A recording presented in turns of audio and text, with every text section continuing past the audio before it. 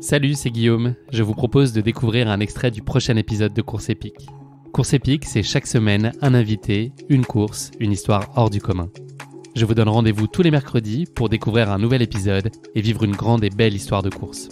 Mais avant ça, place à un extrait de notre prochain épisode. J'ai une fascination particulière pour l'ultra en général, mais quand on parle d'ultra, le berceau de l'ultra trail, c'est les États-Unis. Donc les courses américaines, les grandes courses américaines, les grands 100 miles, ça m'a toujours vraiment fasciné. D'ailleurs, dans les premiers contenus dont je parlais de Bill Young, il y a beaucoup les 100 miles américains. La Hard Rock, évidemment, la Western States aussi, Leadville, toutes ces courses-là. J'ai eu la chance en 2022 d'aller documenter la Western States. Et je suis ressorti de là bouleversé. C'est la première fois que je voyais ça et c'est la première fois que je mettais les pieds là-bas pour voir du trail à l'américaine, de l'ultra à l'américaine. Et en sortant de ça, je me suis dit, il faut que j'y retourne. Il faut que je continue à aller découvrir. Là, j'ai vraiment à peine touché. Il faut que j'aille vraiment voir encore plus que ce que c'est. Donc, j'ai très vite planifié de retourner aux États-Unis l'année d'après. Le fait est que la Western States et la Hard Rock, c'est relativement proche dans le calendrier. La Western States, c'est à la fin juin, c'est mi-juillet pour la Hard Rock. Et donc, je m'étais dit que j'allais faire le doublé cette fois entre les deux. Il n'y a pas que Courtenay qui a l'ordre d'enchaîner. Exactement. Toutes les courses. Et du coup, je m'étais dit ça pour 2023. Quand le tirage au sort, parce que c'est des courses qui sont très dures d'accès, donc il y a des tirages au sort qui sont très très compliqués. 146 partants là. Exactement, donc c'est comme pour des milliers de demandes, donc il faut bien se rendre compte, et d'autant plus qu'il y a des systèmes de plus on fait la hard rock, plus on a de chances d'être pris, donc quand c'est notre première fois qu'on tente, là on n'a quasiment aucune chance.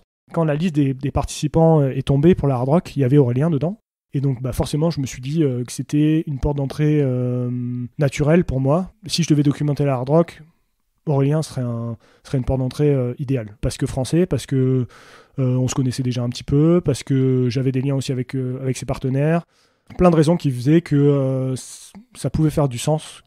C'est un peu comme ça que l'idée est née dans ma tête. J'en ai parlé à Guillaume Vautier, la personne chez Compressport qui gère toute la partie marketing, communication, d'un projet potentiel, avec Aurélien en tout cas, sur la hard rock.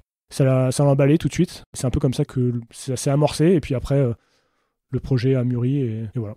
À quel point tu connaissais Aurélien Dulon-Palaz avant de te lancer dans ce projet, donc d'aller documenter sa hard rock l'année dernière? Ça fait quelques temps que je suis dans le milieu et que je gravite dans les courses et je me suis fait ma place. Globalement, tous les athlètes savent plus ou moins qui je suis et je sais qui ils sont, plus ou moins tous aussi. Donc on avait plus ou moins cette relation avec Aurélien, c'est-à-dire qu'on savait l'un et l'autre qui on était, mais on se connaissait pas plus que ça. Avant de commencer ce projet avec lui sur la hard rock, j'avais des a priori sur Aurélien. C'est pas forcément négatif ou positif, j'avais des idées un peu reçues sur le personnage, qui il était, son caractère, etc.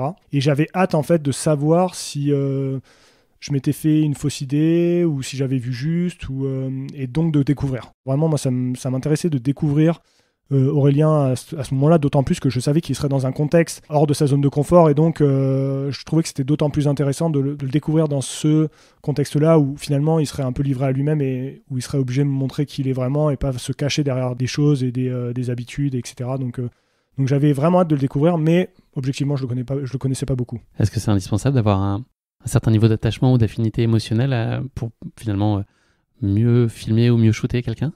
Ça peut être un atout indéniable. C'est pas un prérequis, mais ça peut apporter en plus. Ouais, je pense que c'est pas un prérequis par contre. Voire même, ça peut être un désavantage. Ouais. Je pense que ça peut être un avantage important dans le sens où on va aller chercher des choses dans l'intimité, là où quelqu'un qui a pas la proximité avec la personne, avec l'athlète, ne pourra jamais aller. À l'inverse, parfois ça laisse un peu trop dans un confort, et donc il y a des choses qui nous paraissent évidentes, qui ne le sont pas en fait. Et ces choses-là, on va pas forcément aller les raconter, on va pas forcément les filmer, les documenter. Or, ça aurait été intéressant sans doute pour la narration.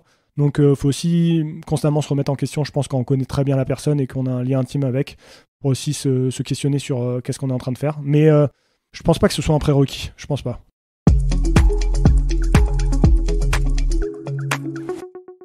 À quel moment il s'est dessiné ce projet de Diag? L'idée, c'est donc que tu photographies François. Est-ce que c'est dès lors que François a formulé officiellement son envie d'aller sur la course, qui a été assez tardif par rapport à la Diag elle-même? Je ne sais plus combien de temps avant, ça devait être peut-être courant septembre ou début octobre, pour fin octobre, quelque chose comme ça. Est-ce que ça a été à son initiative? Comment tout ça a vu le jour? Effectivement, en fait, le contexte est hyper particulier parce que François, je ne sais pas si je révèle des choses, mais en tout cas, François a pris sa décision très très très tard. sur avis médical parce qu'il avait toute une batterie d'examens après les différents problèmes médicaux qu'il a eu cette année, là fin septembre.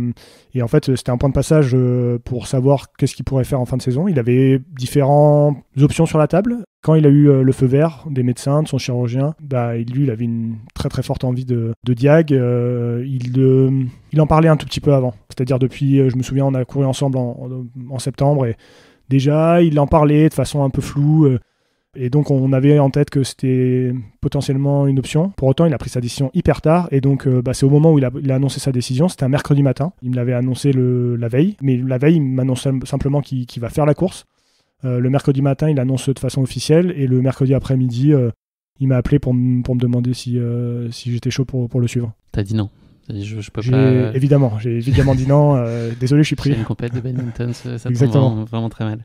Et la Réunion en plus au mois d'octobre, comptez pas sur moi. Terrible. Tu connaissais pas la Réunion? J'ai jamais été. C'était la première fois aussi que tu suivais François sur une course? Tout à fait. C'est la première fois et quelque part c'est une forme d'accomplissement aussi. Comme je l'expliquais, François, ça a été quelqu'un d'hyper fondateur dans la passion que j'ai pour ce sport. Évidemment, j'ai changé complètement de regard sur la personne puisqu'aujourd'hui c'est un ami, mais là où avant c'était presque une idole, mais c'était la première fois. J'espère que ce ne sera pas la dernière. Tu as documenté sa course dès les débuts, dès l'avant-course, donc sans révéler quoi que ce soit qui soit confidentiel, mais voilà, dans quelle disposition tu l'as trouvé? C'était comme ce que tu disais, une reprise quand même après de longs mois de blessures. Comment est-ce qu'il était? C'est aussi son jardin là-bas? Exactement. En fait, ce qui est impressionnant avec François Daen à la Réunion, c'est à quel point c'est une star, et je pense que ça doit être très pesant. Je pense qu'il arrive à ne pas le faire ressentir aux gens.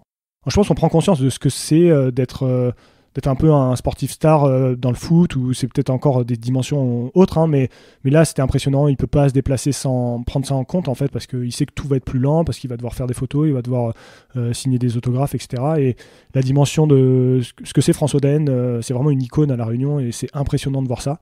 Moi, j'ai déjà vécu ça avec Jim, notamment. J'avais eu l'expérience assez particulière à Nice, UTMB, juste avant, où on a été un peu exfiltré pour sortir de la zone des podiums, parce que sinon on serait jamais sorti, tellement il y avait de gens qui demandaient qu'il l'arrêtait. Et finalement, le trail running, c'est aussi en train de devenir ça, et je pense qu'il faut en prendre conscience.